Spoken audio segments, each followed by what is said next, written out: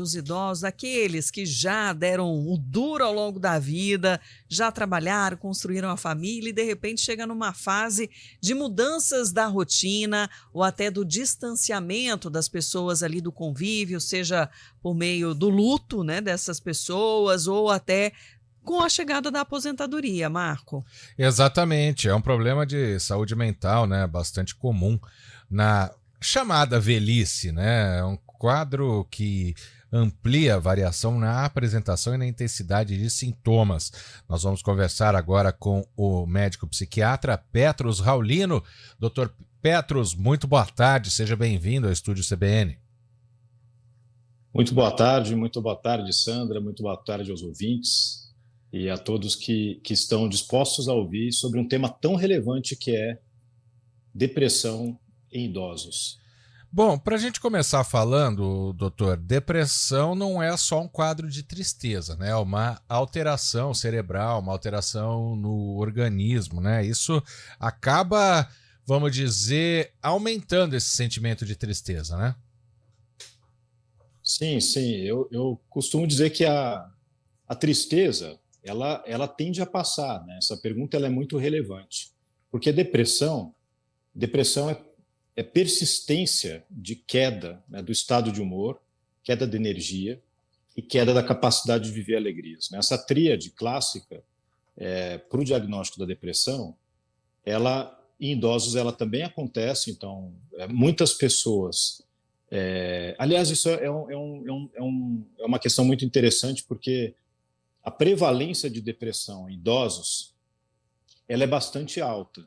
Se nós pegarmos o quadro clínico clássico, né, que o médico vai diagnosticar através de caso a caso, em avaliação de consultório, mas se nós pegarmos também os quadros subsindrômicos, que são aqueles quadros que têm sintomas que não são no conjunto, assim, quando você busca os critérios diagnósticos, você encontra alguns sintomas e outros não.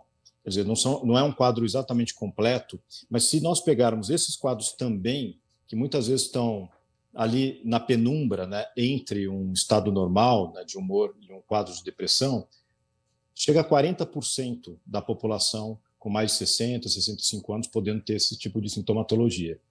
E dá para prevenir, doutor? Sim.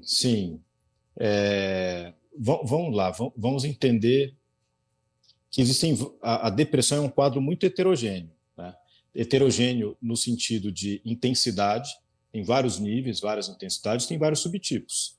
Então, nós temos que entender que quando o quadro é mais brando, quando o quadro é mais leve, subsindrômico, estratégias não farmacológicas, estratégias com psicoterapia, atividade física, busca de conexão, participação, né, do idoso em grupos, esse tipo de abordagem costuma trazer resultados bons no sentido de proteger a saúde mental e evitar que a pessoa possa entrar numa espiral decadente da depressão, né? Porque a depressão muitas vezes é uma espiral descendente, em que quanto menos energia ou menos disposição a pessoa tem, menos ela faz as coisas que poderiam ajudar a sair daquela condição. Isso acaba entrando num ciclo, né, de descendência do estado de humor, da energia, etc. A pessoa tende a se isolar.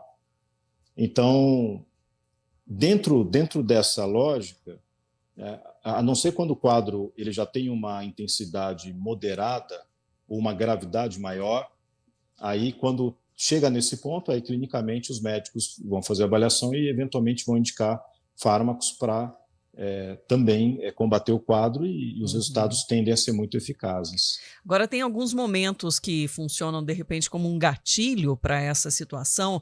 A gente comentava aqui no início do nosso programa, até na provocação com os nossos ouvintes, do momento em que precisa desacelerar naturalmente, né, pela ordem aí cronológica mesmo da vida, né, de aposentar ou também de ver aquelas pessoas próximas ou queridas, né, de lidar com a morte ou com esse distanciamento social.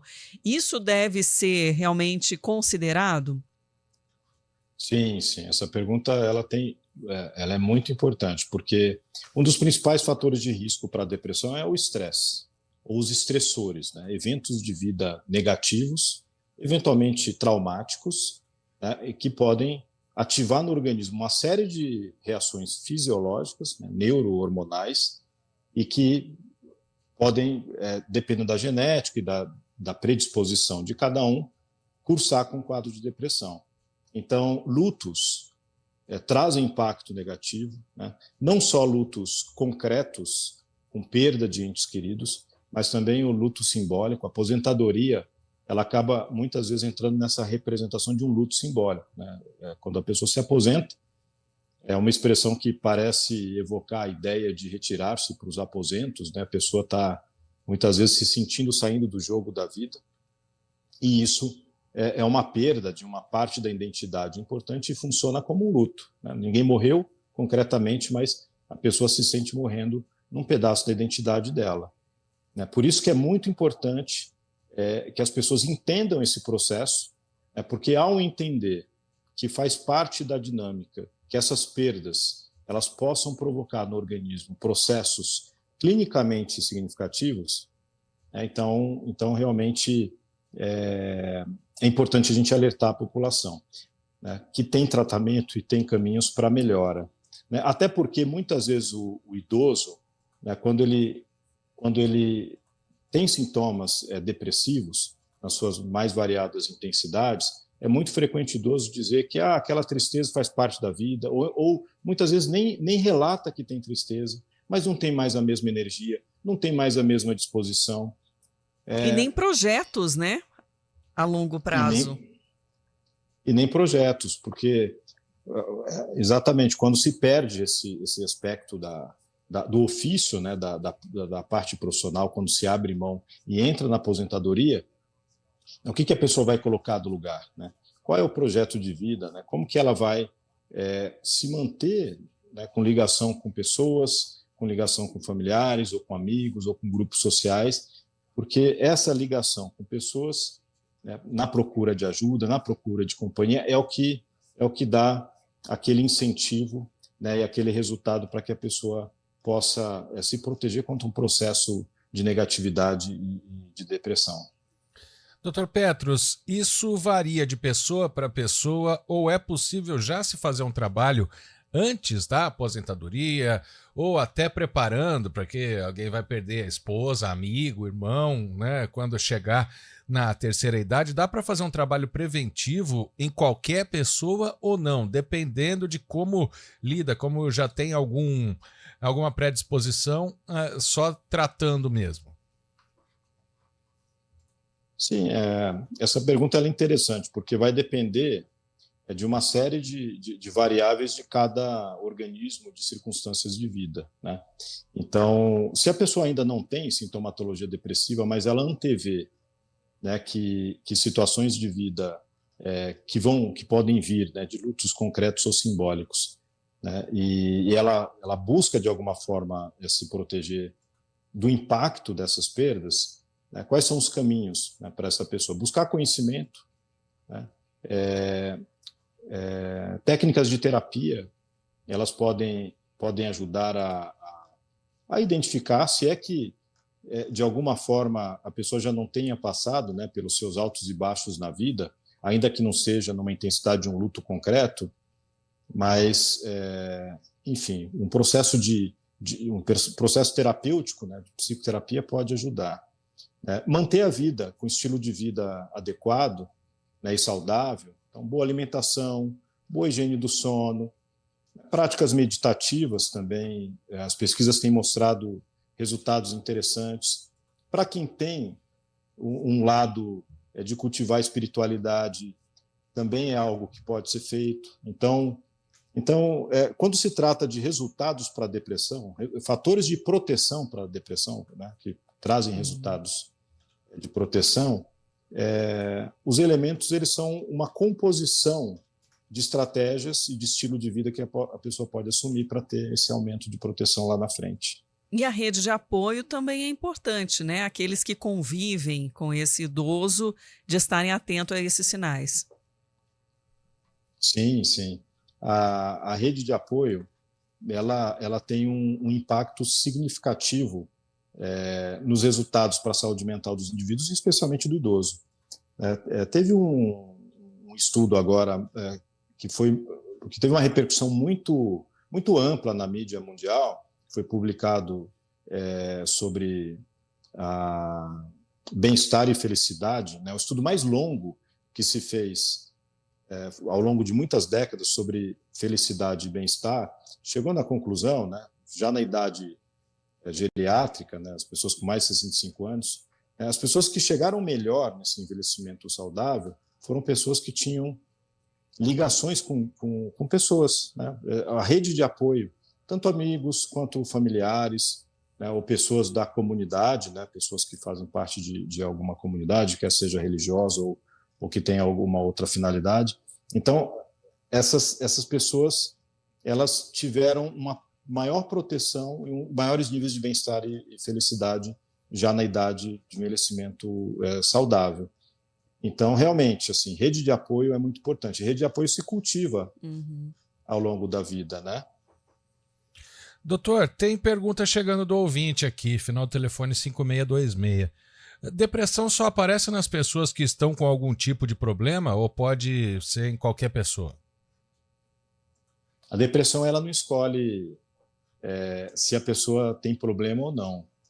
Logicamente que as situações de vida que são mais impactantes, mais estressantes, mais traumáticas, aumentam o risco de depressão. Mas isso não significa dizer que uma pessoa não possa ter um episódio depressivo em função de outros elementos que não os estressores ambientais, né? Essas depressões que acontecem sem um motivo aparente, né, elas também merecem um cuidado para diagnóstico diferencial do ponto de vista médico, porque existem doenças crônicas, né, ou eventualmente manifestações de doenças que não são crônicas, são novas doenças, que podem, por características, né, das substâncias que são produzidas pelo processo patológico, induzir um quadro de depressão, né, um estado depressivo. Então, é muito importante ter esse diagnóstico diferencial. Então, as depressões, elas podem ser, né, decorrentes ou pelo menos, não se fala que estressores e impactos de lutos ou traumas, eles são causas de depressão, né? Se fala que eles são fatores de risco para a depressão. Porque é diferente de uma situação, vou pegar aqui como exemplo uma doença que é a Covid-19, em que em 100% dos casos de Covid tem infecção pelo vírus. Então, ali, nessa condição, é possível dizer, olha, então a causa da Covid é a infecção pelo vírus, e mesmo assim, tendo uma causa única, existem fatores genéticos, outros fatores que vão proporcionar um diferencial na apresentação clínica. Agora, em depressão, não existe um fator único que esteja presente em 100% das pessoas. Existem fatores que são mais comuns e mais frequentes, por exemplo, estressores e traumas de vida. Mas existem também depressões de base orgânica, especialmente quando a pessoa nunca teve depressão ao longo da vida, e ela vai ter o primeiro episódio depois de 65 anos, que é o que acontece em mais ou menos metade dos casos dos idosos. Então, especialmente nessa pessoa, é muito importante fazer esse diagnóstico diferencial, fazer uma avaliação, colher exames, ver como que está, fazer exame físico, né, passar por uma avaliação médica para poder definir se não tem outras pistas, né, que poderiam contribuir para esse quadro de depressão. Dr. Petros Raulino, médico psiquiatra, muito obrigada por trazer mais conhecimento, mais reflexão também para os nossos ouvintes. Muito obrigado, Sandra, muito obrigado aos ouvintes por esse interesse, por estarem interessados num tema tão relevante, né? E eu acho que a grande mensagem que precisa ser deixada é que se a pessoa tem algum sintoma e tem dúvida, né, com relação a se tem um quadro de depressão ou se tem alguém da família que tem um quadro suspeito de depressão, vale a pena levar para o profissional de saúde. Quer seja um médico psiquiatra, quer seja um psicólogo, né, para começar um processo e identificar e fazer o diagnóstico diferencial e melhorar a qualidade de vida e a capacidade também de realização de atividades da pessoa. E só para a gente finalizar aqui também com a participação da nossa ouvinte, a Cida do Botafogo. Isso. Ela compartilha aqui uma iniciativa que ela conhece de um projeto na Europa que leva o idoso para cuidar do meio ambiente. É considerada a geriatria ecológica para cuidar da praça, uma iniciativa que ajuda a estimular, de alguma forma, essa socialização e dar um sentido para essa pessoa, né, que está aí num momento, talvez, difícil de mudanças. Sim, sim. E muito interessante isso, porque existem pesquisas que mostram que a interação das pessoas com a natureza trazem proteção para a saúde mental, né? E os dados interessantes é que não basta contemplar ou olhar a natureza. Tem interação, é o que faz a diferença. Uhum. Muito obrigada e até uma próxima oportunidade, Dr. Petros. É uma próxima, um prazer. 13h58. CBN, a rádio que toca notícia. A Campinas Decor está na sua 26ª edição e está de portas abertas para novos horizontes, negócios e tendências. Marque sua presença de 29 de março a 26